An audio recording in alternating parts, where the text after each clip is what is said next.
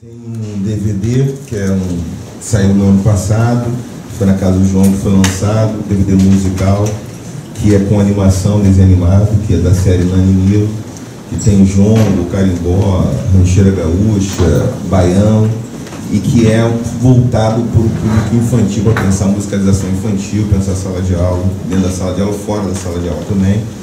Tem um livro, a Lei 10.639, Ensino de Filosofia, e também tem o segundo livro da série, que eu estou sendo o primeiro e sendo o terceiro, que é Que Jogo é Esse?, que são jogos cooperativos que comunidades de Batua jogam em geral, é muito comum, que é um povo, etnia africana que vive entre Ruanda e Uganda, tá aldeada, e tem uma estrutura de funcionamento super interessante.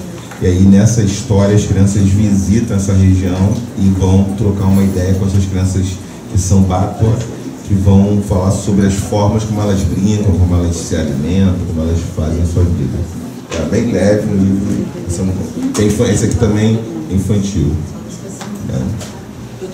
Já tem um samba, Logo Penso, que são várias pessoas, junto comigo, o Wallace Lopes organizou esse trabalho, que é pensando a partir do samba. R$20 o livro, o Naninil, 25 o DVD, e esse aqui, os outros são R$30. E tem uma revista de colorir de R$5. Quem quiser colorir, desenhar, colorir em cima, tem uma revistinha de R$5, está ali, para ficar à vontade.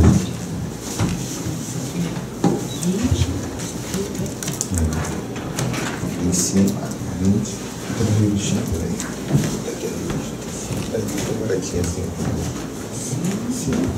20, 25. Esses são 30.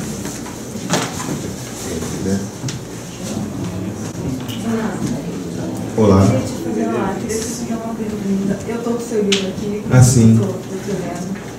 Eu queria te perguntar a respeito de um legado roubado da filosofia grega, um roubo da filosofia egípcia que você fala aqui, que você fez. Aonde eu consigo esse material? Agora, o George James, você tem esse livro em inglês, eu tenho esse livro, não estou com ele aqui, mas tem uma tradução que é doméstica, que está circulando pela internet. Eu até traduzi algumas coisas assim que eu uso com os alunos. O George James, ele faz um livro, a ideia dele é falar na verdade, do seguinte: por exemplo, Platão passou 15 anos no Egito, isso é pouco falado. Por exemplo, Pitágoras, ele quando volta do Egito, depois de 27 anos, ele vai usar o termo filosofia, que é um termo, essa é uma hipótese que o James vai trabalhar, o Chegan Tadiov também, o Molé Fechante também, que eu tenho discutido um pouco isso, que na verdade tem uma formação egípcia de pensadores gregos e que eles de alguma forma também isso contribui com o trabalho filosófico deles. Eu particularmente nem fico fazendo uma discussão de quem inventou a filosofia. A minha discussão é que os textos mais antigos que a gente tem notícia são realmente textos africanos. Agora, e que esses textos africanos eles também influenciaram a produção grega. Isso não aparece muito nos manuais. Então é essa discussão que me interessa muito. E o James ele lança a mão sobre esse debate, que é um debate que é pouco frequentado no mundo acadêmico, entre colegas da filosofia, porque um dos maiores tabus no campo filosófico é sobre justamente ter alguma produção filosófica anterior à grega. E aí eu falo um pouco sobre isso nesse livro, né, para qualificar um pouco o debate, enriquecer o debate, que é um debate que parece dogmático às vezes, né? Parece que não se pode falar nada no campo da academia, que é um espaço que é laico, vamos dizer assim, não se pode falar contra os grandes pensadores, não é contra os pensadores, mas é para colocar, enriquecer essa discussão que ficou muito empobrecida talvez, quando vira talvez um clichê que a filosofia foi feita e inventada na Grécia. Aí, por isso. Então eu posso te passar depois, eu tenho um estudante que a gente fez isso e também quem fez isso foi o Anderson, também, lá do UNB, que é as traduções domésticas desse material. Eu adoraria. Tá? Bom, então. Próximo. Para quem chegou depois, só para apresentar o Renato, né, o Renato Nogueira, né, que agradecer muito a presença dele aqui hoje, e essa disposição de estar aqui com a gente discutindo esse filme, esse tema, né, que ele vai apresentar com vocês, a gente debater. Né. O Renato é doutor em filosofia pela UFRJ, professor da Federal Rural. Então, Renato, obrigado. Passei.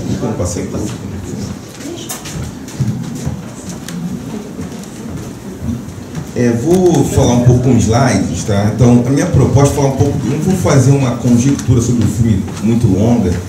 O filme traz várias questões interessantes, que são bacanas, e me ocorre a partir do filme, talvez fazer, pode colocar, pode passar, essa chamada racismo não é burrice, racismo é política. Era só para fazer um debate por que razão eu coloquei esse subtítulo do filme Branco Sai, Preto Fica.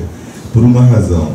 Eu lembro que nos anos 90, ou início dos anos 2000, era muito comum, e ainda era, se ouvir alguém dizer, o racismo é uma coisa que, como pode existir o racismo, como podem existir pessoas racistas, ou que fazem afirmações, ou têm práticas racistas, essas pessoas não estão pensando muito bem. E para qualificar essa discussão, eu vou tentar deslocar o racismo dessa esfera da ordem interpessoal, dessa esfera de uma ordem cognitiva, assim a pessoa não sabe o que está pensando, para dizer o seguinte: é uma política, é uma estratégia política que historicamente muito antiga, que tem relação direta com disputa de recurso e com gerenciamento de recursos de bem-estar. Então, eu vou colocar nessa discussão o filme. Antes de avançar, o contexto do filme, né? O Marquinhos Santana estão ali. É um filme, se eu fosse fazer uma discussão talvez mais filmográfica, é importante dizer que se trata de um documentário ficção, ou de uma ficção documentário, que tem inúmeras experimentações, algumas experimentações que são curiosas, de tentar pensar uma narrativa que ela é entremeada e costurada por duas estruturas de gêneros diferentes. Então isso aparece o tempo inteiro. Às vezes não se sabe, espectador, se é o que é ficção, o que é documentário. Isso é proposital do autor. Agora, eu penso que esse filme... Pode avançar um pouquinho? Acho que eu vou fazendo... para a gente ir avançando aqui. Deixa eu ver. São esses mecanismos de funcionamento do racismo, eles que interessam.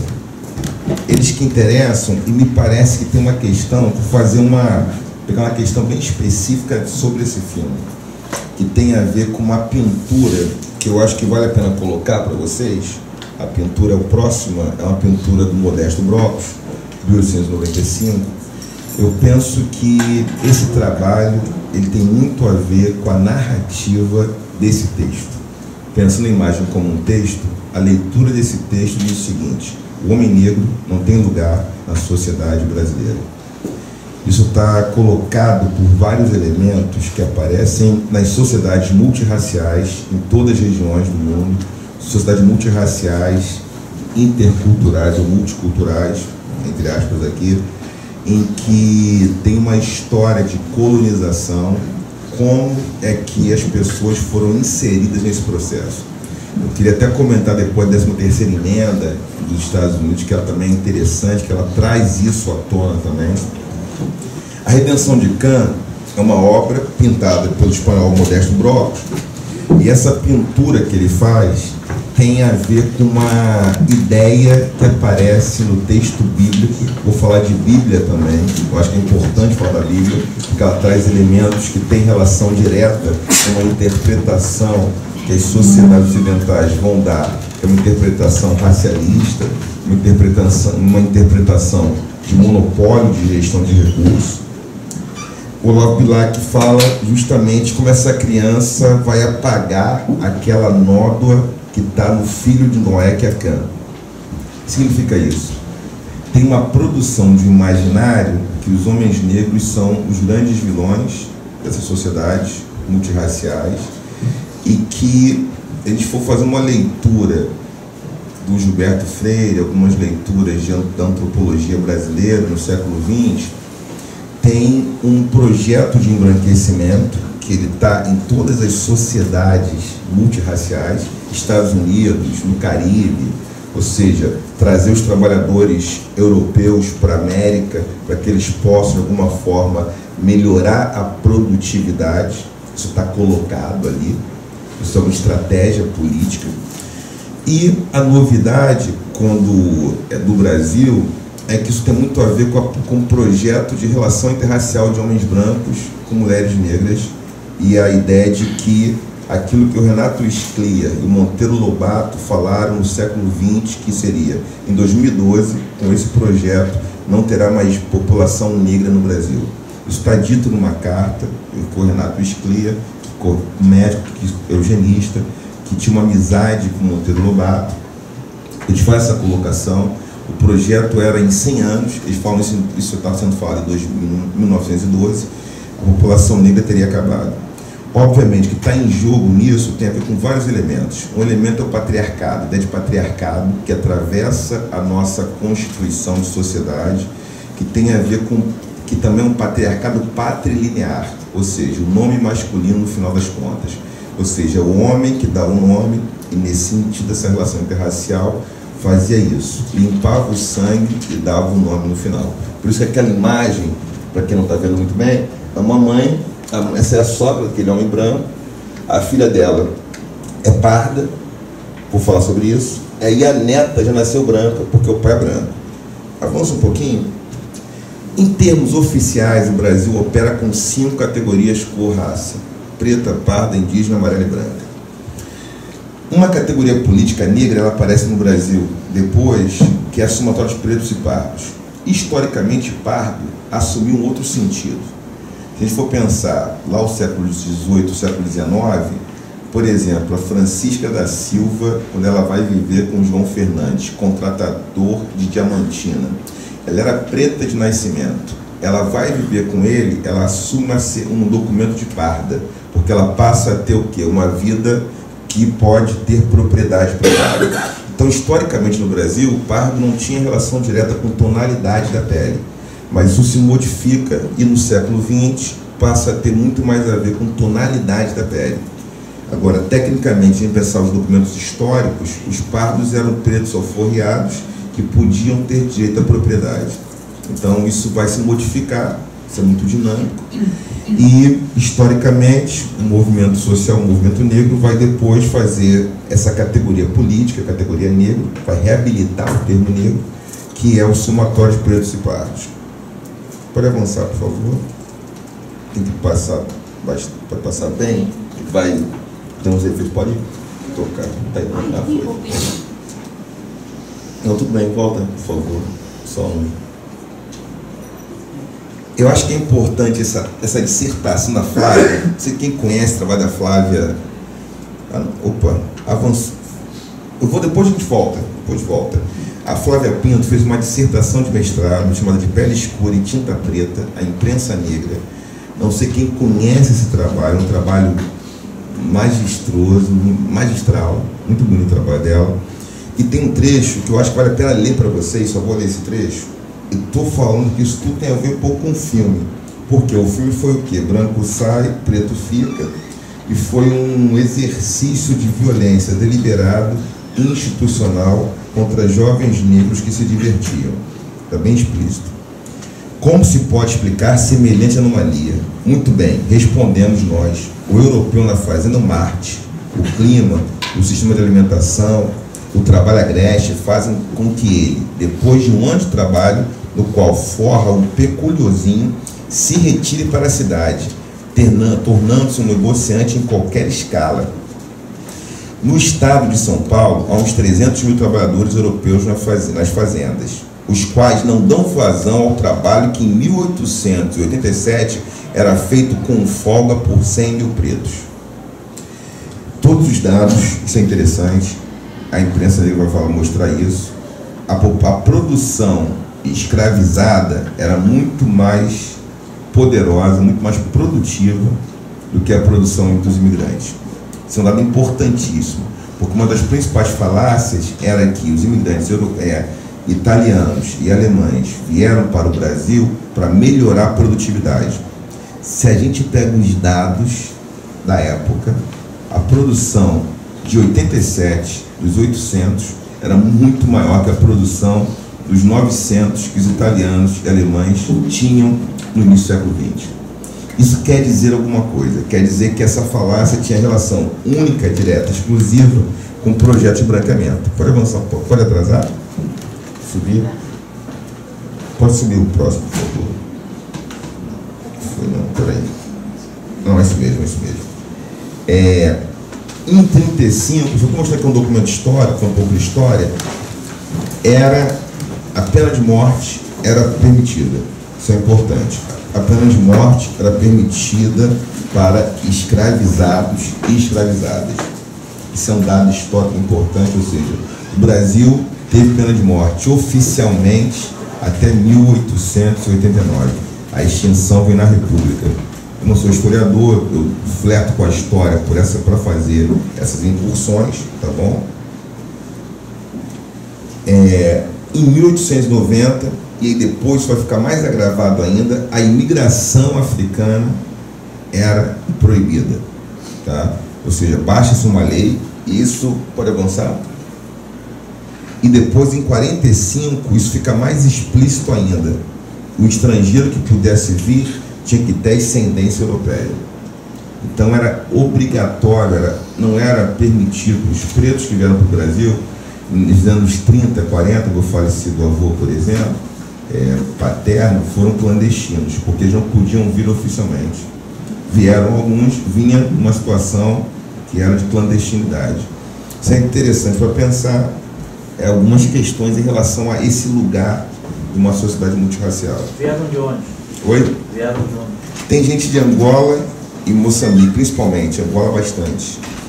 Tá? Mas isso veio numa surdina, veio em situações de muito desconforto.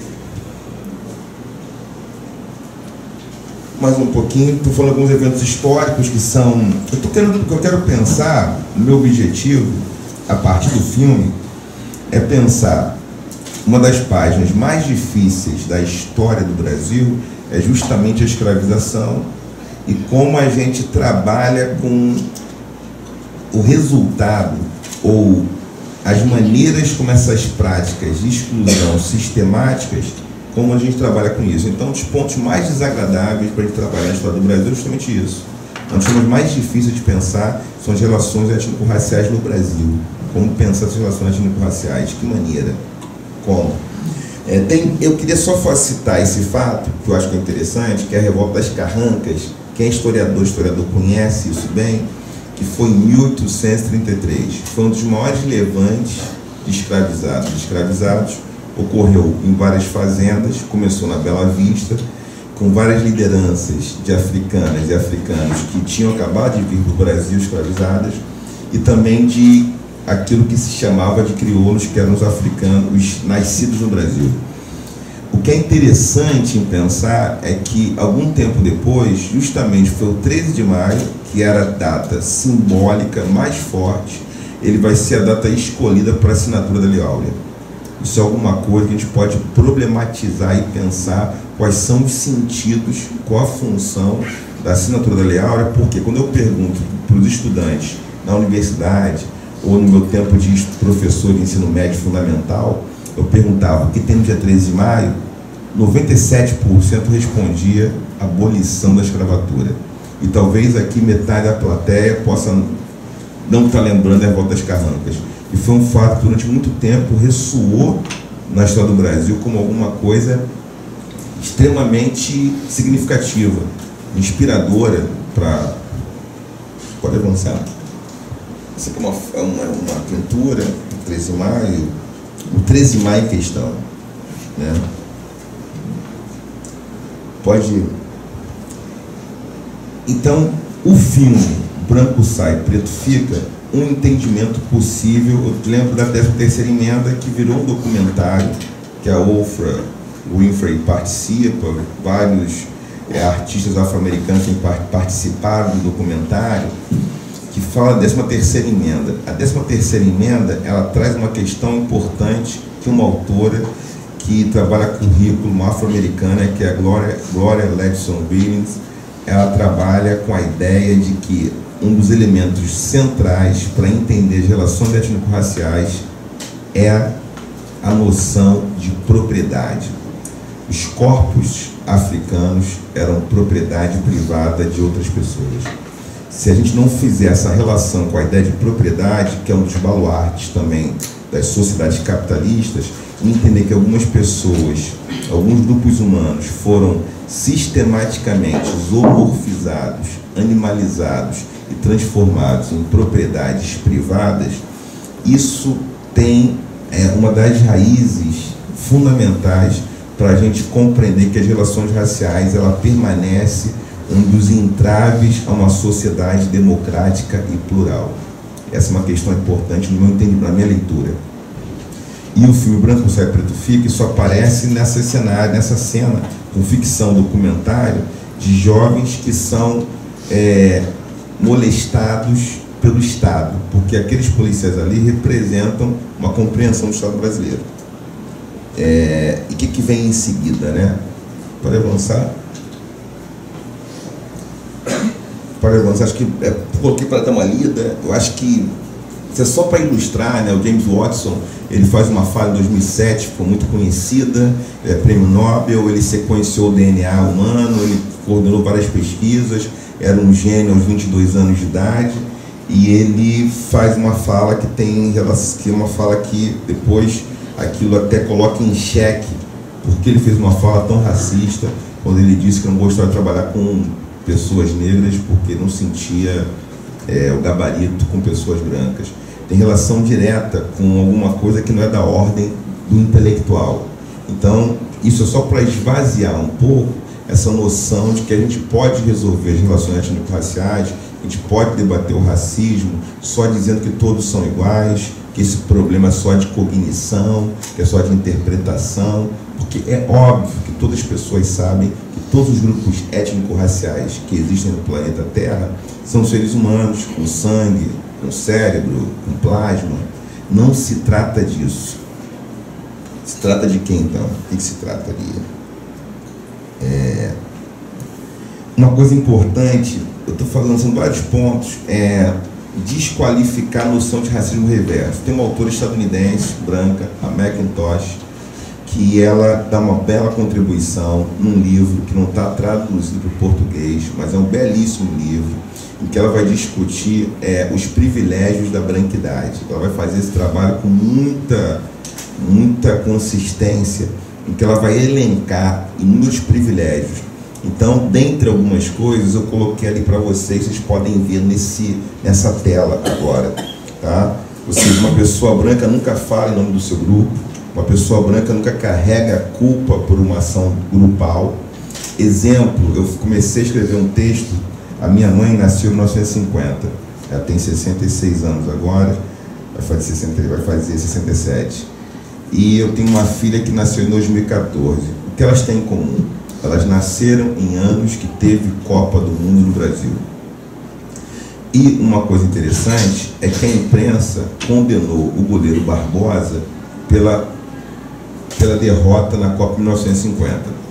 E circulava sempre uma imagem, eu estou falando de coisas que são muito desagradáveis, falar de racismo é muito desagradável, obviamente, tem que enfrentar uma questão que é das mais terríveis, e que fatalmente ela vai criar sempre, não vai criar concordâncias, vai criar disputas e um debate muito intenso. E o Barbosa foi desqualificado como goleiro e circulou na imprensa: o goleiro negro não dá sorte para a seleção. Ficou circulando muito tempo isso. Quando a gente teve a perda da Copa do Mundo em 2014 em casa, o Júlio César não foi chamado de goleiro branco em um momento, porque a branquidade permite isso. Ele é um goleiro e não está sendo representado pela branquidade. Então isso é um fator muito importante para a gente pensar. Quando a gente discute racismo, a racialização ela não está feita pelo movimento negro.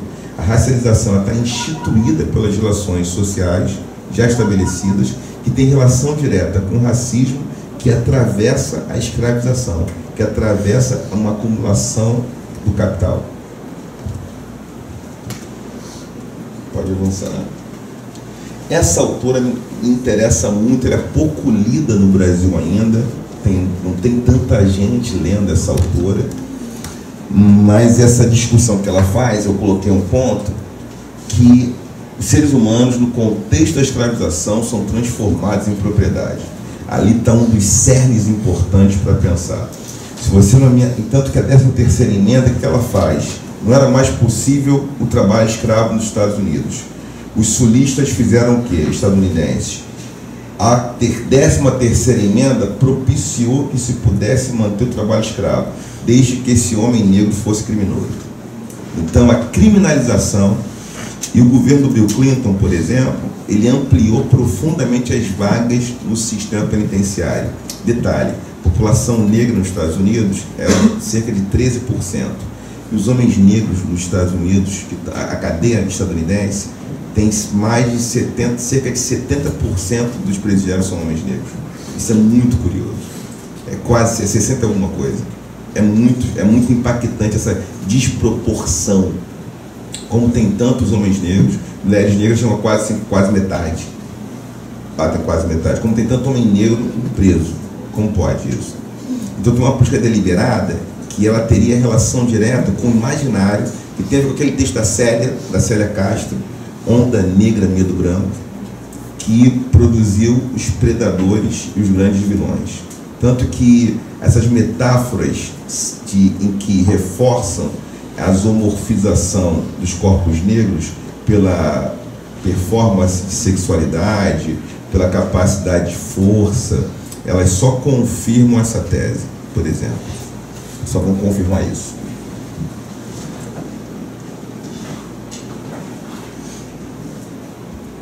E aí eu acho que essa ideia do Carlos Moore, que é um autor que é criticado, que é elogiado, mas tem grandes contribuições, é entender racismo como gestão de monopólio.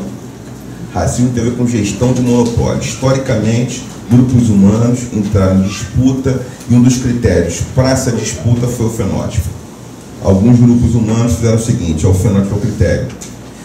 E também tem outros elementos que eu teria que entrar no texto de Opp, que tem a ver com as sociedades que são mais xenófobas e sociedades mais xenófilas. Isso não seria nada sem nenhum romantismo, não vou dizer que todas as sociedades humanas têm conflito, mas as maneiras de gestão dos conflitos são diferentes. Algumas sociedades, elas fizeram exércitos permanentes com mais frequência e produziram estratégias que são sistematicamente xenofobia.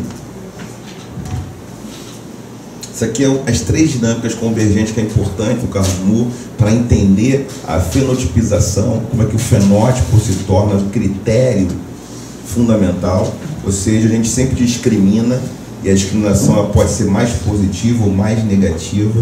Somos socializados para interpretar que existem naturezas dos corpos e certos corpos na natureza.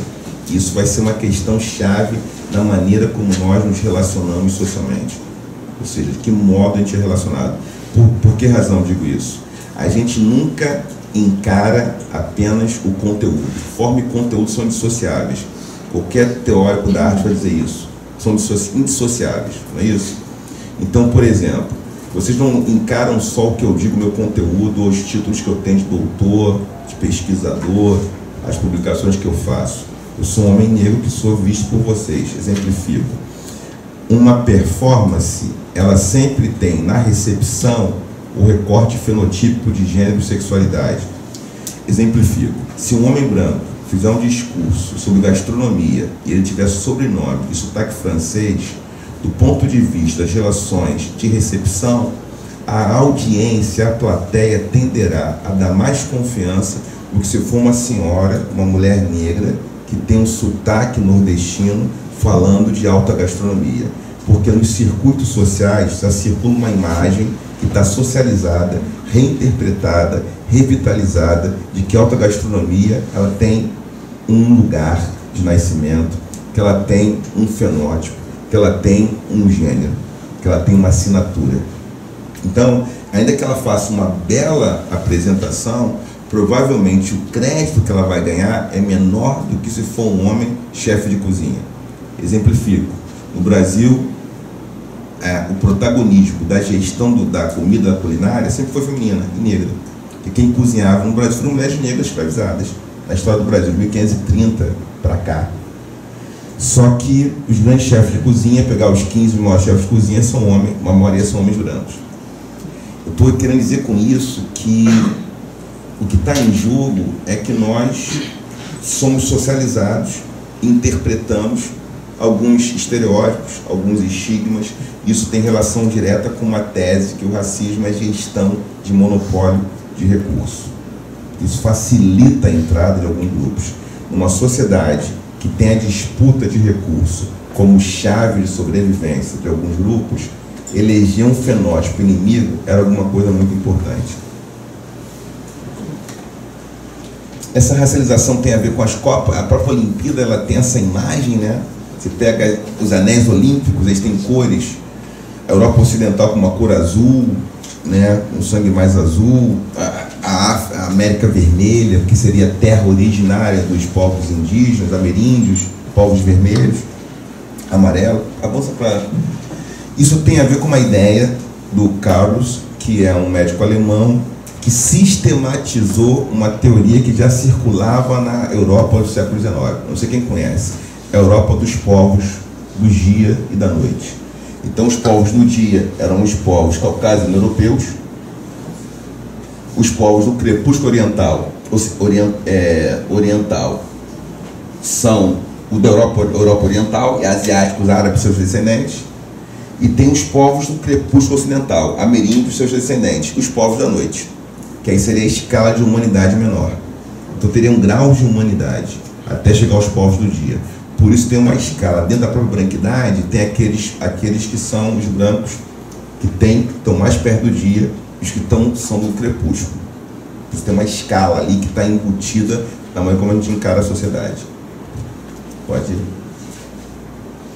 Esse é o Carlos Mu, que é um autor que dá muitas contribuições, que está morando no Brasil. Pode avançar um pouco. Comunidade judaica que vive na Etiópia, que são os falachas, que são menos conhecidos, mas que estão ali há muito tempo. A Operação Salomão resgatou muitos judeus etíopes, que são menos conhecidos, são menos falados. Então, assim, oi? Não, tudo bem. Só para ver que são negros e que não aparecem, não circula com muita intensidade, não se vê muitos. Fala da comunidade judaica negra, pouco se fala. Então, quando se pensa num judeu, uma judia, que é da comunidade, sempre pensa Ashkenazi, né? Que são leste europeu, tá? Não se pensa nos falachas, que é um termo também que foi dado de fora, tá? Pode avançar. Eu conhecia Miss Israel anos atrás. Eu estava num evento e aí a conheci. É uma mulher negra, Miss Israel, ela é israelense, ela foi migrante e tal, é judia desde nascimento, diferente da mãe, mas assim, isso falasse pouco, talvez, só para mostrar aqui um exemplo. Pode avançar. Falando de Egito, aquele é um corte de cabelo de uma sudanesa, um penteado que parece muito com o penteado egípcio. É para falar um pouco dessa invisibilidade negra também que está presente nos filmes de Hollywood sobre o Egito. Tá? Só essa imagem para ilustrar isso. Como é que o Egito é muito branco, né? Enquanto o Egito, o Diop vai fazer um teste de melanina e mostrar que o Egito era preto. Ele fica proibido de pegar mais pedaços de múmia para fazer teste, porque aquilo era alguma coisa que incomodou muito os egiptólogos franceses na ocasião. Para avançar. Aí eu venho ao ponto que me interessa muito, que eu penso que tem a ver diretamente com isso. Ideologia da tribo eleita. Esse é um ponto fundamental. A noção de guerra, a noção de disputa e o racismo, eles estão relacionados com uma certa composição cultural que tem a ver com um tipo de interpretação dos textos sagrados. Óbvio que tem interpretações divergentes do mesmo texto sagrado. Agora, tem uma interpretação hegemônica do texto sagrado que fala numa tribo eleita, uma tribo separada para Deus. Alguns puros, que são os melhores, que são aqueles que vão herdar um paraíso. Isso ganha variações numa sociedade capitalista complexa como a nossa. Agora, mantém os seus elementos fundacionais, que são elementos de que existem aqueles que podem ser mortos, os matáveis e os não matáveis.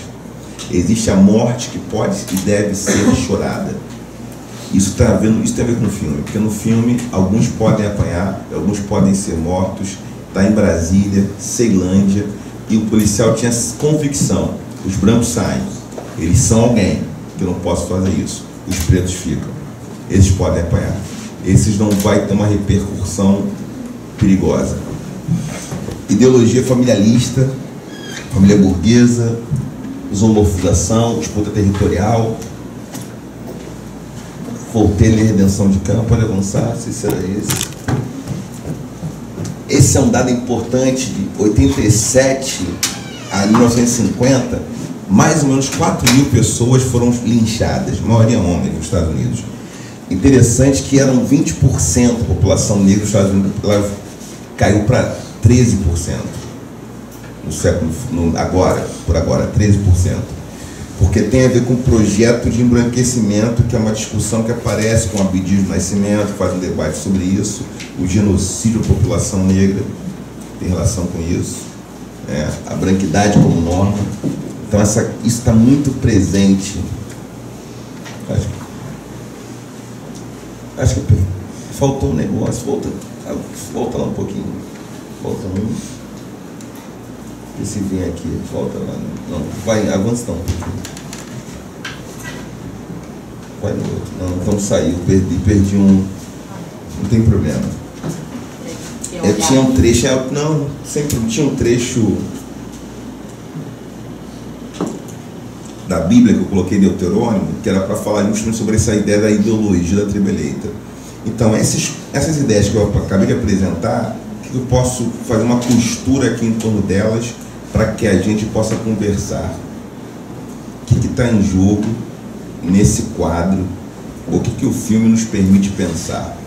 O filme nos permite pensar inúmeras coisas, dentre as quais que existe um sistema de normalidade do que seria a condição humana, e o racismo é uma questão chave para a gente entender o funcionamento geopolítico das sociedades no mundo inteiro. O Carlos não vai colocar essa discussão, ou seja, para a gente compreender com uma certa profundidade a maneira como os conflitos estão estabelecidos, a maneira como alguns são mortos, a maneira como alguns são protegidos, a forma como uma informação circula, a gente tem que pensar a categoria raça como uma categoria analítica chave para a gente fazer esse debate e entender como esse quadro está disposto.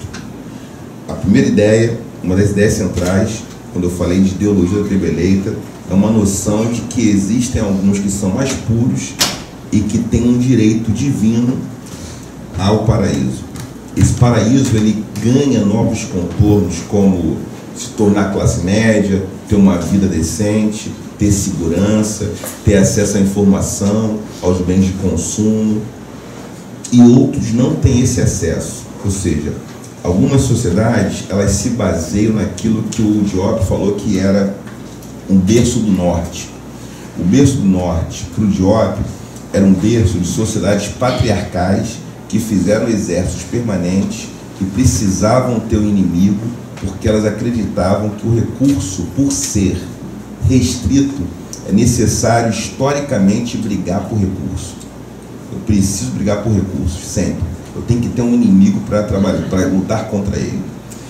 O Diop vai dizer que algumas sociedades, isso teria parecido sociedades como as sociedades, algumas africanas, algumas sociedades que a gente pode chamar de ameríndias ou indígenas no Brasil, que são sociedades mais xenófilas, que elas, quando o estrangeiro chega, ele não é morto, ele é acolhido para que se aprenda com esse estrangeiro alguma das coisas que ele pode trazer e podem tornar mais dinâmica a minha própria cultura.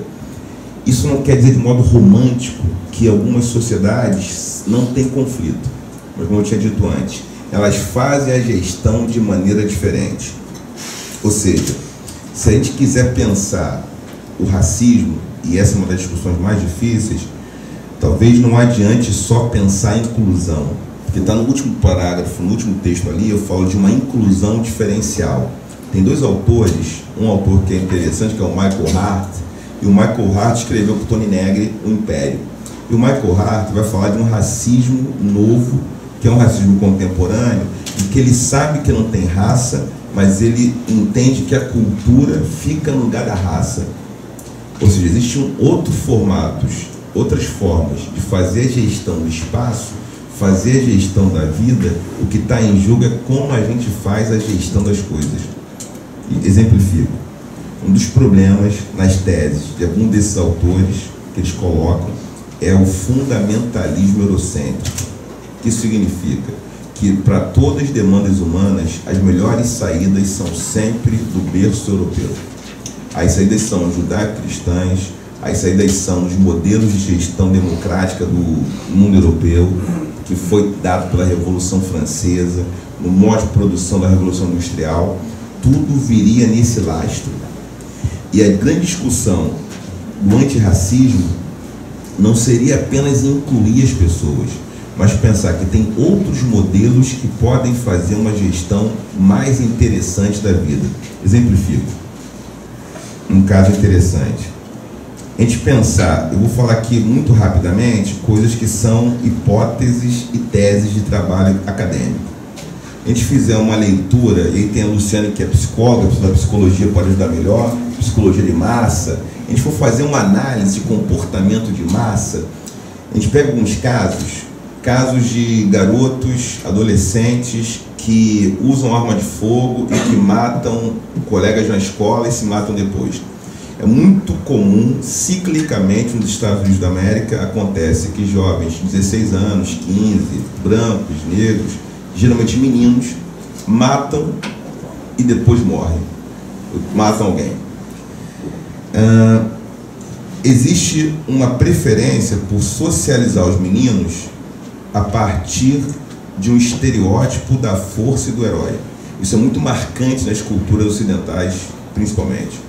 Ou seja, os meninos são socializados a partir de avatares do herói. Quando eu falo avatar, é porque tem uma função avatar.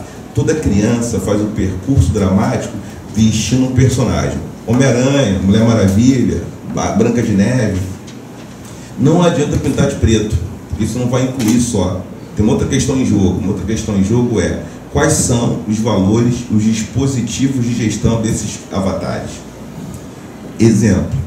Em algumas culturas africanas, como o Tonga, o povo Tonga ou o povo Batua, os meninos fazem um exercício que parece muito com aquele exercício do povo Guarani aqui no Brasil.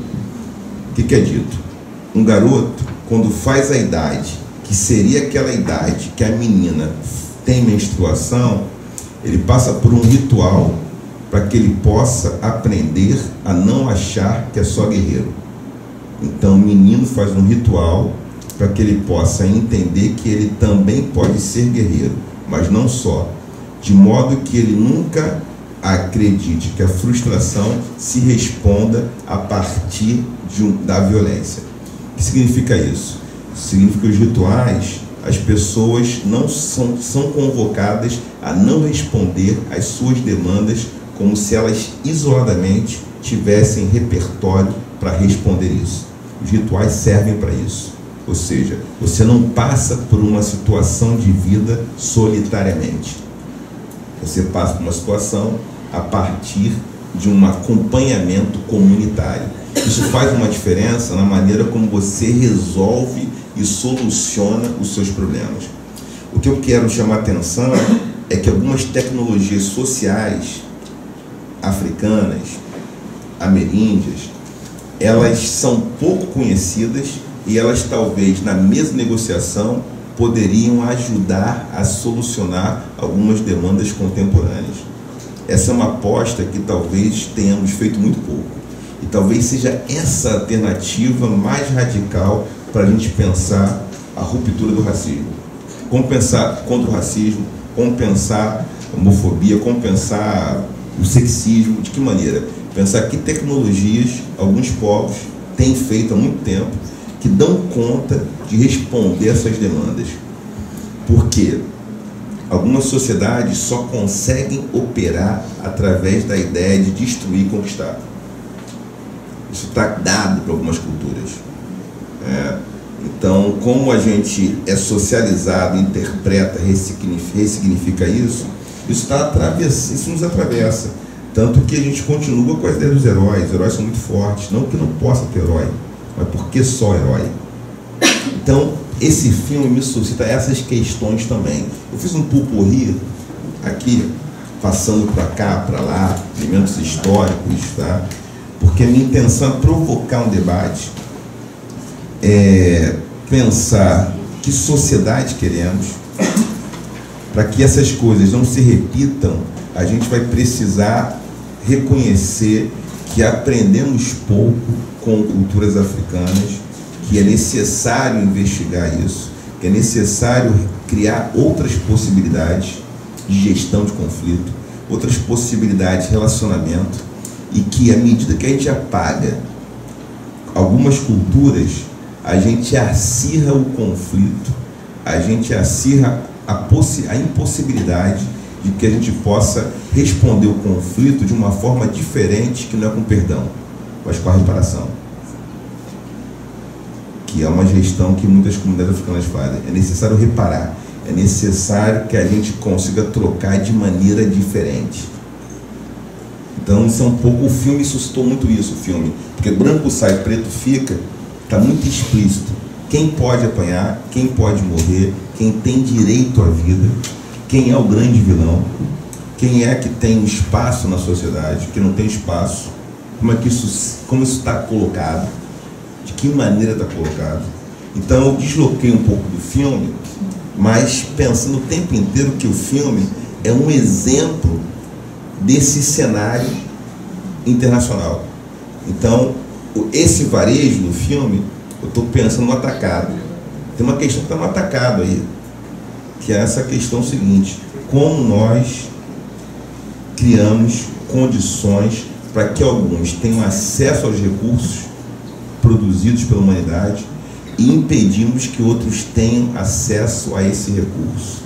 E como nós interpretamos isso o tempo inteiro, à medida que nós desqualificamos alguns discursos e qualificamos outros, não necessariamente pelo seu conteúdo, mas pelo fenótipo do enunciador.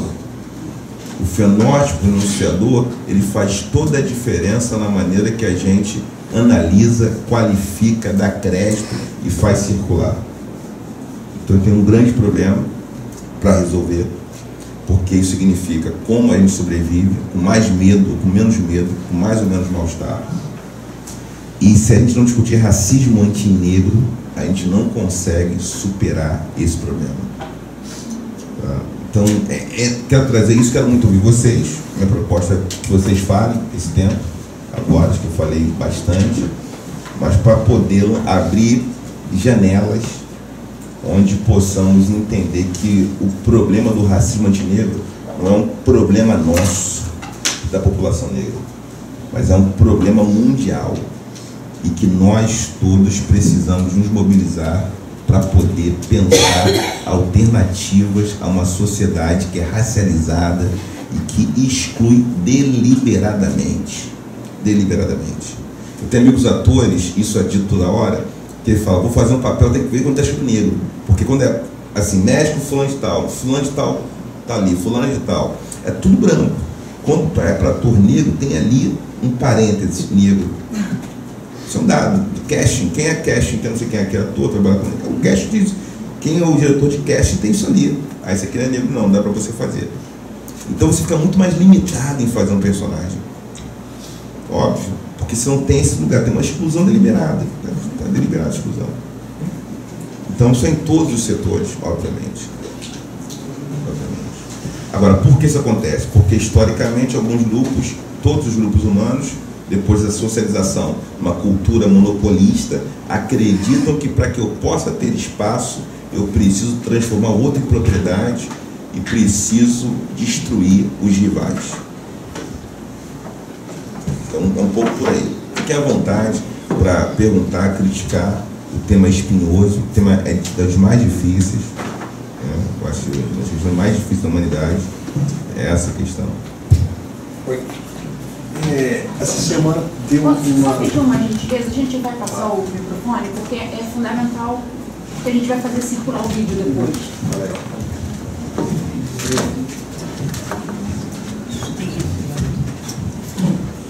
Essa semana deu uma reportagem na internet, um professor da UFRJ, que num curso de engenharia, se não me engano, ele disse que um dos critérios para se identificar um ladrão era a cor. Não sei se alguém viu isso. Sim, está rolando na internet, inclusive. Assim, essa barbaridade que ele disse, assim, eu vi uma pequena luz no fim do túnel que parece que ele foi denunciado por 30 alunos. Assim, presumivelmente por serem alunos mais de uma elitezinha, assim, talvez tem aí já uma certa resistência. Não é tanto quanto a gente era na década de 80, por exemplo. Sim. Vou comentar isso, acho que vou comentar. Tem ela também ali. Eu só vou pedir também para aproximar o microfone. Você comentou que uma das possibilidades da gente transformar essa realidade que a gente vive hoje em dia é a gente acessar essas tecnologias sociais da África, né, que existem nas comunidades africanas, você citou alguns nomes e tal. Eu gostaria de exemplos, porque eu sou professora da rede municipal, 99,9% dos meus alunos são negros, e eu acredito que eles são o futuro, né, de alguma maneira eles podem fazer diferença. E eu gostaria de comentar sobre essas tecnologias sociais com eles.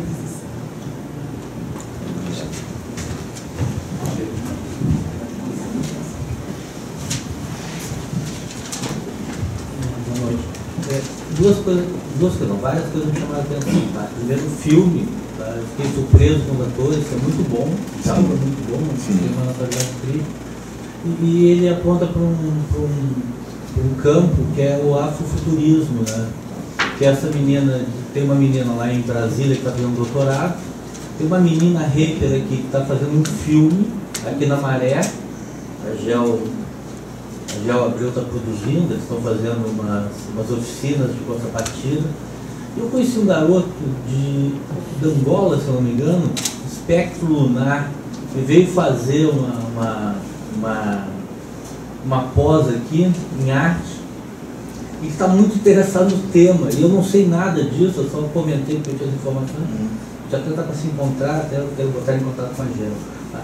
Mas assim, Brasília, quem conhece Brasília, tem lugares em Brasília que o ônibus sai 5 da manhã para levar as pessoas e volta de tarde para entregar. Né? Ceilândia é fichinha. Né? Ceilândia é fichinha. E uma coisa impressionante, você não vê helicóptero em Brasília, né? Você, em 80 e pouco, eu fico imaginando, em 80 e pouco, com um helicóptero baixando, eu fiquei arrepiado. Tá? Foi muito difícil. Assim, dentro da discussão, provavelmente você coloca, tá? Assim, o terreno é espinhoso, muito espinhoso, né? Assim, eu acho que a gente tem que ter e é o meu ponto por onde eu passo. Nós temos que ter uma percepção de contemporaneidade, nós temos que ter percepção que nós temos um racismo, um escravagismo atual que não é discutido,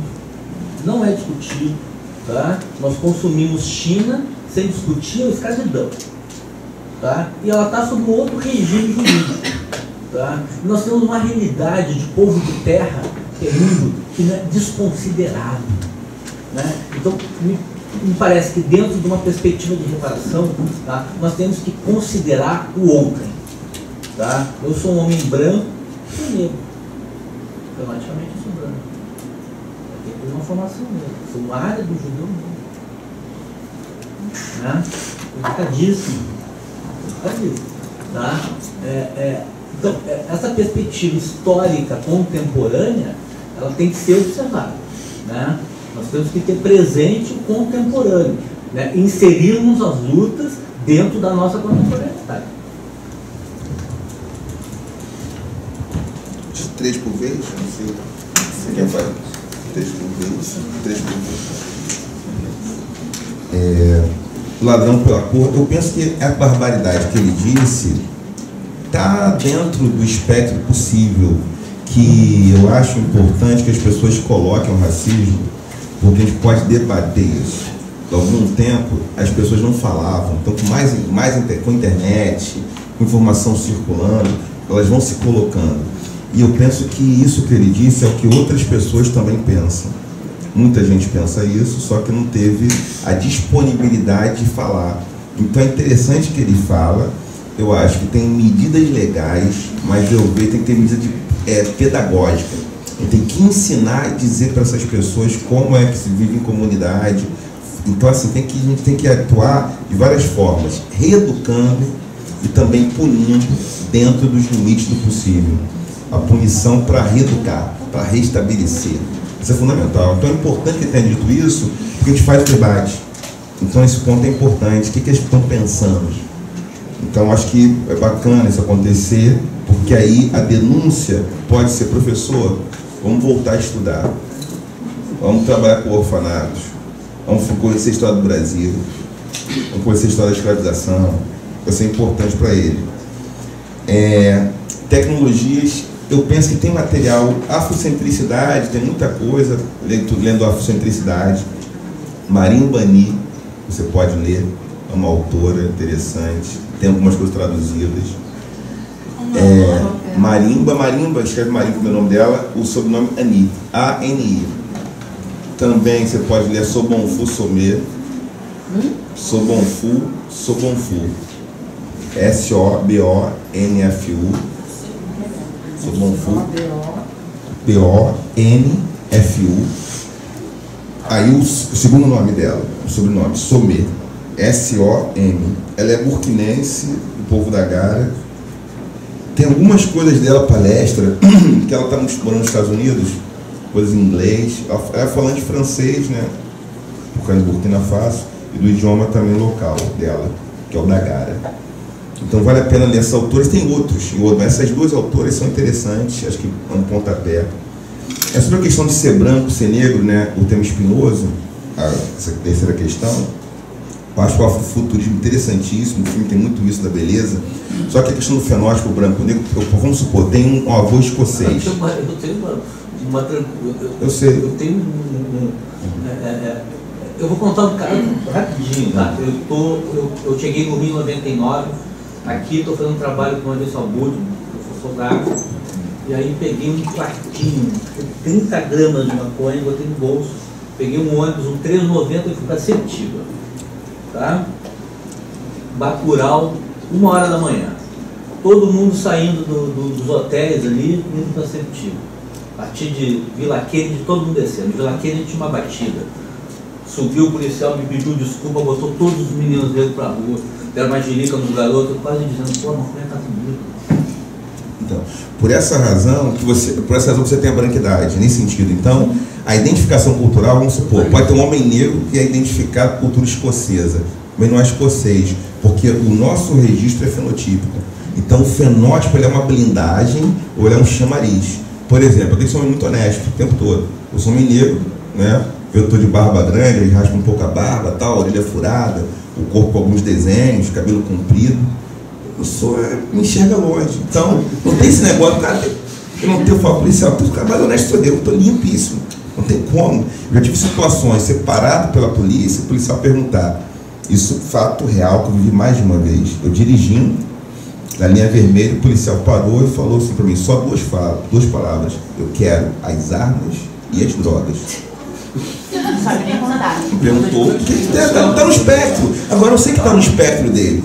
Porque assim, eu tenho alunos que são policiais da faculdade e falam: professor, meu comando é isso, eu tenho que ver, eu tenho que parar. Meu comando já falou, fez esse nome, pô, você está no. Como você falou, você falou, desculpa para você. Então isso está institucionalizado. Vou ter que entender isso, ó. Isso está posto, está colocado. Eu já vi situações tu passando de carro, o cara, o policial me viu, passou de moto, ele falou com o outro: vamos voltar para revistar aquele ali. Eu vejo os caras falando isso, eu dirigindo, né? Então é uma coisa que está no espectro. Então como a gente se modifica isso? É um processo de reeducação, porque isso não está colocado para a gente como naturalizado, que aí esse cara falou isso. Então essas coisas é um processo longo, mas temos que enfrentar isso. E esse enfrentamento tem que começar a ser feito em algum momento. Eu acho que a gente já conseguiu fazer algumas coisas, algumas discussões, está avançando nisso, mas a gente tem que fazer uma coisa que é a ordem da denúncia, eu acho que é importantíssimo, mas tem uma outra coisa que é a proposição. O que a gente está propondo? E aí as políticas públicas estão aí para isso. A universidade mudou no tempo que eu era estudante, porque as cotas mudaram a universidade, a composição da universidade. É importante medidas públicas, é importante produção cinematográfica para recontar essa história do Brasil, que a gente não contou essa história. A gente não tem uma filmografia contando a história da população negra brasileira no Brasil. O que aconteceu? Como é que foi? E aí, para a criança, e aí, numa psicologia rasa que eu vou fazer aqui, a criança que faz identificação né, que usa um avatar para se posicionar, faz muita falta para ela reconhecer e se reencontrar. Os seus estudantes que não sabem sobre isso, que tem uma sociedade que coloca os homens negros como os maiores vilões, que são sempre os grandes vilões. Então isso é necessário ser discutido, cara. Que lugar é esse? Esse homem, né, que sempre foi retratado historicamente como o irresponsável, o vagabundo, o malandro. Então esse menino não foi glamorizado, não virou, não está como o galã do quarto das meninas, né? As adolescentes, negras ou brancas ou indígenas ou amarelas, não está. E a mulher negra também ficou como? Mas lógico que estava nesse lugar ali de se casar com aquele estrangeiro para ter um filho cada vez mais claro, até embranquecer e limpar o sangue da família. Essa é uma tese das mais antigas. Então. Você falou sobre o racismo nos Estados Unidos, deu exemplos no número de negros na cadeia, mas também não é diferente aqui no Brasil, né?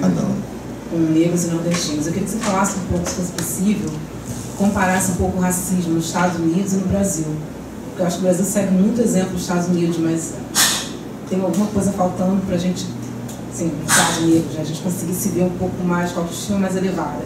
Porque eu acho que é uma coisa que tem um pouco mais nos Estados Unidos. Eu queria saber se você podia falar um pouco sobre a questão do racismo em si, né? Como o negro americano enfrenta isso, na sua opinião, como o negro brasileiro enfrenta o racismo. Alguém?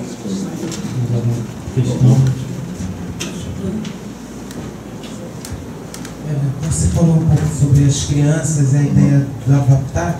Eu fiquei pensando, e também fiz um comentário sobre a questão da passagem entre os indígenas e os africanos.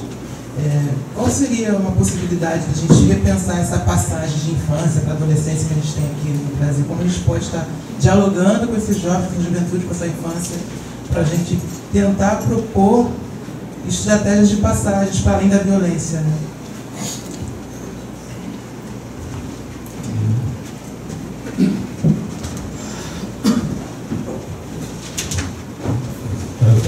Em relação à grande mídia, a relação à grande mídia, eu já sou um pouquinho mais curioso, praticamente todos os presidentes dos Estados Unidos passaram na grande mídia nossa, pelo menos 5 vezes por semana. E desde que o Obama assumiu, ele praticamente foi caçado. Ele apareceu no primeiro ano, depois foi novamente caçado. A gente vê que o Trump em 3 meses apareceu 300 vezes mais do que o Obama em 5 anos. Como é que a gente trabalha em cima dessa pressão da mídia, de informação? Isso é muito diversos preconceitos com relação à informação aqui no Brasil.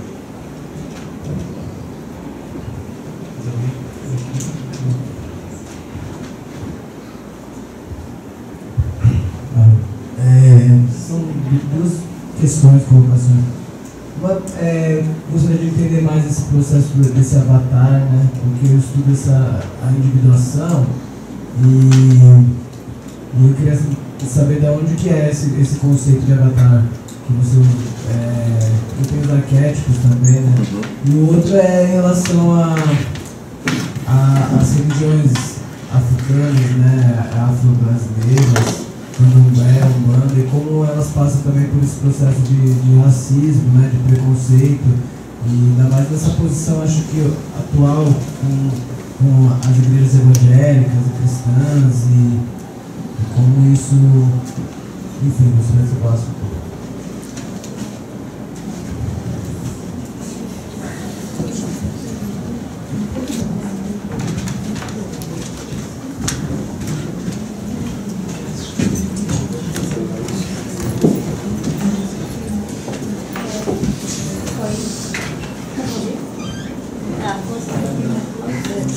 Eu queria saber como você relaciona a questão da educação e punição.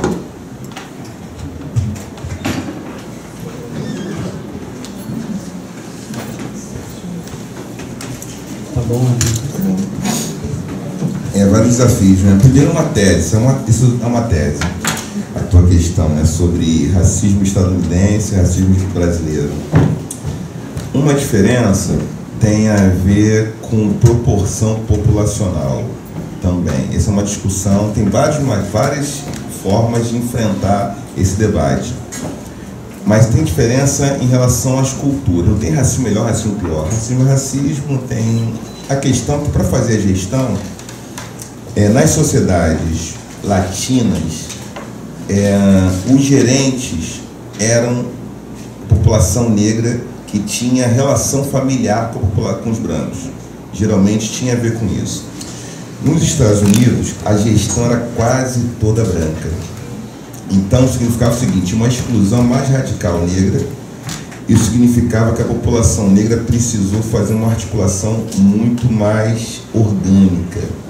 Enquanto também o racismo brasileiro estava legalizado, eu mostrei algumas leis para vocês, só que o discurso do racismo brasileiro era um discurso frontalmente assumido. Ou seja, meu falecido avô materno, ele trabalhou na Light, nunca foi supervisor geral. Mas ele era um homem que nasceu em 1921 e nos anos 40, anos 50, era o primeiro a chegar, o último a sair. Mas ele nunca conseguiu a chance de ser o grande chefe. E aí chegou um cara do Paraná, olhos azuis, passou 3 meses, virou o chefe geral. E aí tem a ver o seguinte, nem disse para ele isso. Você não pode ser o chefe, mas é praticado. Nos Estados Unidos, na melhor e pior, tinha uma lei que dizia, você não vai ser o chefe dos brancos. Você não pode ser o chefe dos brancos. Então as pessoas sabiam o que estava acontecendo. Isso dava uma consciência de articulação. Estou simplificando. Isso tem muitas nuances, tá? Por favor. E isso aí é uma tese, tem teses sobre isso, posso te passar se quiser. Agora, isso fez a diferença. Não é uma questão das pessoas, de opinião é mais fraca, é mais forte. É que as condições sócio-históricas, elas levam para certas alternativas, para certas medidas. Você tinha uma Ku Klux Klan institucionalizada. Não que aqui não tivesse, mas você tem as coisas são ditas, você tem uma bandeira de secessão, você tem colonos que falam isso explicitamente, enquanto no Brasil isso não era dito. As relações sociais, o que alguns chamam de racismo cordial, pô, você é meu amigo, tal. Vai disputar um lugar, eu já tive essa situação, acontece, muito amigo desde que você não vai competir espaço. E aí isso faz a diferença, desde que tem um certo lugar. A questão, acho que essa tua questão ela tem a ver com a questão sobre grande mídia, né? Você comentou porque o Obama apareceu pouco, né? Em relação ao Trump, que aparece mais. Eu penso que o Freud tem razão no negócio. Amor e ódio não são antagonistas. O antagonista do amor e do ódio é o quê? É a indiferença. Então a grande arma é a indiferença. Quando você não discute, quando você não coloca em questão, você invisibiliza. Então essa é uma estratégia que é sempre usada, invisibilizar. Pô, não fala no assunto. Então quando você faz isso, você esvazia a discussão como um todo. Ao fazer isso, facilita bastante. Tá? Deixa eu só ver aqui, que são tantas perguntas de coisa que eu não tinha preparado. Eu sou aquele professor que só dou aula com texto bem preparado. E é muito tema. Aí eu fui citando algumas coisas. Racismo cultural. Aí depois eu vou lá para o avatar. O racismo cultural, ele está presente por vários fatores. Alguns chamam de intolerância. A gente pode chamar de racismo cultural. Por quê? Falar de religiosidade é falar de cultura. O que está em jogo é que alguns povos não são considerados povos que têm uma qualificação espiritual para produzir uma assinatura religiosa. Então, existem versões pretas do cristianismo. Tem alguns povos africanos que são cristãos há muito tempo. Os etíopes, por exemplo, tem grupos etíopes que têm igrejas antiquíssimas, tão antigas quanto as igrejas de Roma. Só que essa versão cristã não aparece. Então, o candomblé, a umbanda, que são religiões de matriz africana, o que está em jogo nela é a autoria. A crítica é a autoria. O problema não é a bruxaria, entre aspas. Não tem bruxaria em candomblé nem umbanda. É uma outra coisa. Tem coisa mais macumbeira que o judaísmo, né? Oi? Tem coisa mais macumbeira que o judaísmo. Sim. Mas a questão do judaísmo é que é diferente porque o judaísmo dominante ele é branco. É como o Harry Potter. O Harry Potter é bruxo. Imagina um filme de bruxo, como o Harry Potter, um livro daquele, se os principais atores fossem negros. Como é que seria a aceitação de uma escola, Grifinória, o que fosse, e todo mundo preto e alguns só brancos? Ia ser como aquela bruxaria. Ia ter um impacto enorme. Caramba, que bruxaria é essa? Então a diferença tem a ver com a cor também do bruxo. O Thor é branco, né? Xangô não pode. Isso aí. que tem a ver com isso. Justamente, pô, o Thor é mais fácil de assimilar, entre aspas, porque é um herói. Agora, Xambô, que faz a mesma coisa, outra coisa, porque o racismo está embutido nesse fator. Por isso que fica mais difícil pensar essa relação. Função avatar é uma categoria que aparece nos textos sobre hipertextualidade de jogos, estudo de jogos. Eu posso passar por um autor, procurar ali, até comecei a estudar esse negócio alguns anos atrás já, que são estudos de jogos e ambientes virtuais de aprendizagem. E aí você tem a ideia de que você sempre usa um avatar para jogar. Isso faz com que você crie uma relação com aquele personagem, relação específica do personagem. Tá? Função avatar. Educação e punição. Educação não tem a ver com punição, necessariamente. Um problema é porque a gente trabalha com uma ideia de recompensa e punição, está muito preso à nossa mentalidade judaico-cristã dominante. Óbvio, tem outras interpretações da Bíblia, tá? Eu falo com alunos, com estudantes mesmo que trabalham com Umbanda, eles leem textos bíblicos, algumas versões da Umbanda, e leem de maneira diferente. Agora, a versão dominante, a educação e a punição estão muito coladas, porque o que está em jogo é a produção de um comportamento já pré-estabelecido. Algumas sociedades, algumas culturas, elas têm um design que é necessário produzir um tipo de comportamento. Para produzir esse tipo de comportamento, a gente tem que ter um certo exercício de massificação comportamental, como se fosse quase uma vulgarização do behaviorismo. Tem que fazer isso para sair aquilo. Não tem esse lugar para experiência nova, tem menos espaço para experiência nova. Então eu penso que educação é uma das tarefas mais difíceis, porque educação sempre abre margem para coisas inesperadas. Ela abre margem para que novos arranjos sejam feitos.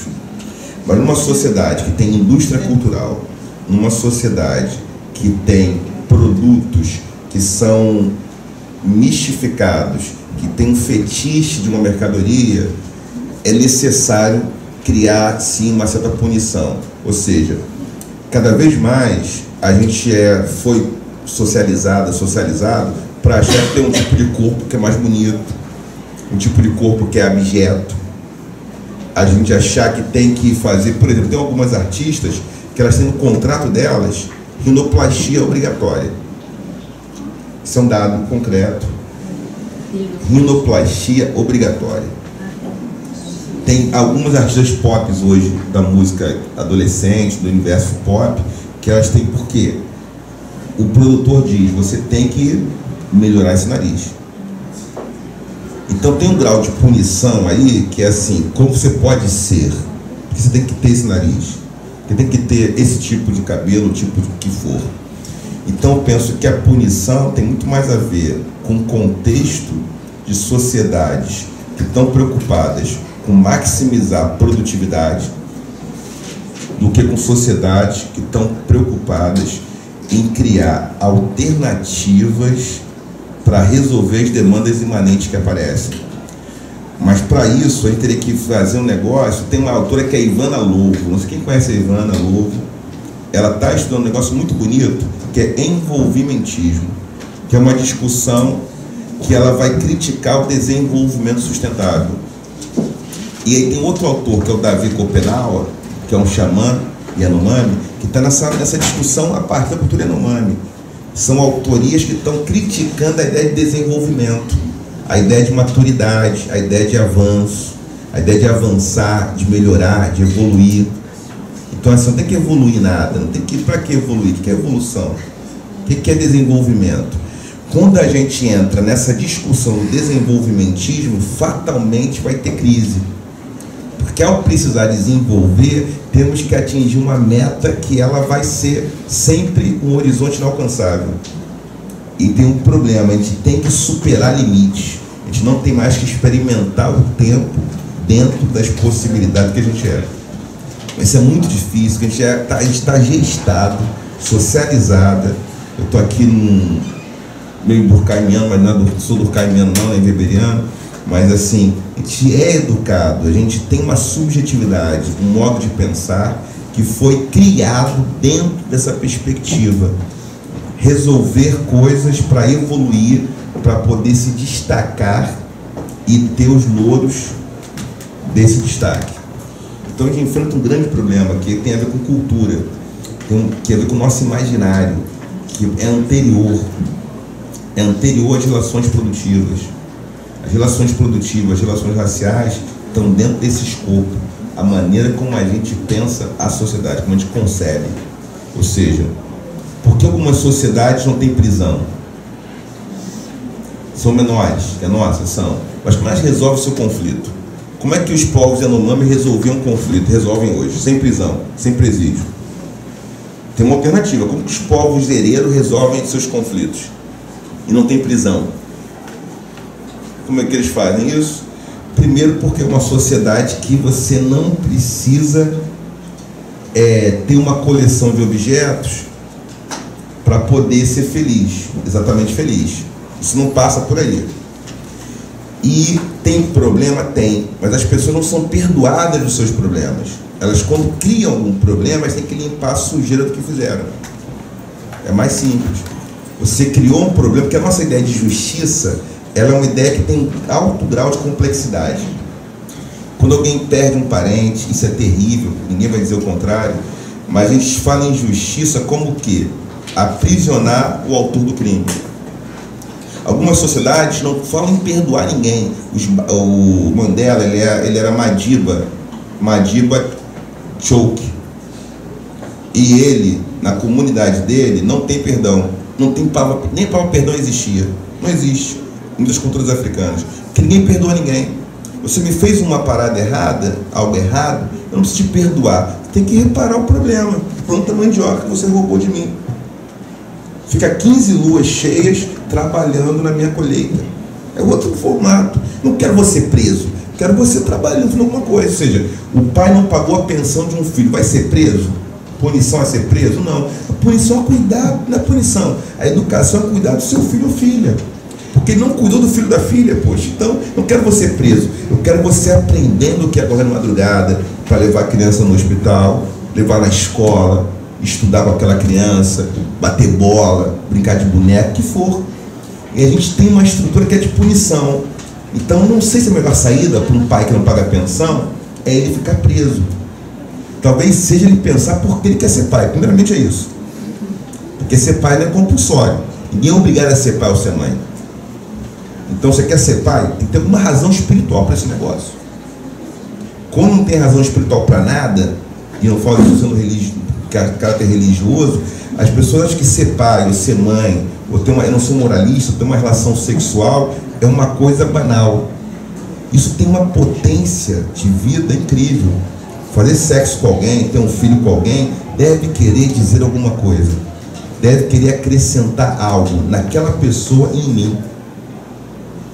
Mas quando as coisas são feitas sem nenhum motivo, a gente vai ter um impacto desse tipo. A única saída é punir. Tem que punir a pessoa que roubou. Porque a pessoa não, ela tá na franja do problema, ela quer um objeto. E aí eu fico pensando, a melhor saída para algum problema não é a punição. Nesse sentido, é como você resolve aquilo. Você criou um grande caos. Sujou uma cidade inteira, caiu lama por tudo, minerou, tirou minério, arrebentou com tudo. Tem que criar uma saída para isso. Tem que fazer peixes nascerem de novo. Tem que investir a sua força nessa energia. Agora, isso é fácil? De forma nenhuma. Tem a ver com aquilo que a nova religião do empreendedorismo tem chamado de mindset, que é mentalidade, uma tradução melhor, mentalidade. Que é justamente isso. Qual a nossa mentalidade em relação a isso? Então, a sua questão é boa, a tua questão do avatar também é importante. Que avatares nós temos? Porque os avatares fazem parte, os mitos fazem parte da nossa formação. Mas quais são os avatares que nós temos? Esses avatares que a gente tem, você trabalha com o que você falou? Com jogo, não? Individuação. Ela faz parte dos avatares, você escolhe os heróis, esses heróis compõem, você tem um certo self-service de heróis, você escolhe. Né? Você era criança, você talvez gostava de algum herói, algum personagem. Você viu Power Ranger, eu sou amarelo, eu sou o vermelho. Alguém já falou isso aqui nessa sala, em algum momento. Alguém já foi aquele negócio. Isso cria alguma coisa. Então, quem são os heróis que você quis ser? Isso de alguma forma contribui para essa, não sei quais são os seus referenciais, a sua individuação. Traz algo para você. Eu acho que está numa encruzilhada das mais difíceis, eu acho. Né? Porque eu diria, quando até alguém falou comigo e fala em eleições, e eu sou pela democracia, falar de plataforma de uma prefeitura é reconhecer que a Polis fracassou. Eu tenho uma convicção, a Polis fracassou enquanto modelo. E aí, a aldeia pode ser uma experimentação. Será que a gente pode transformar a cidade, não numa Polis, mas pensando numa cidade-aldeia? Como seria hoje os nossos urbanistas, os nossos políticas pensarem em fazer uma gestão de aldeia no espaço urbano? Isso seria muito mais revolucionário, talvez, do que outras coisas. Gente, a Luciane é uma das mentoras aí, é mentora, pessoa importante dos 21 dias contra o racismo, de ativismo, uma intelectual e uma ativista.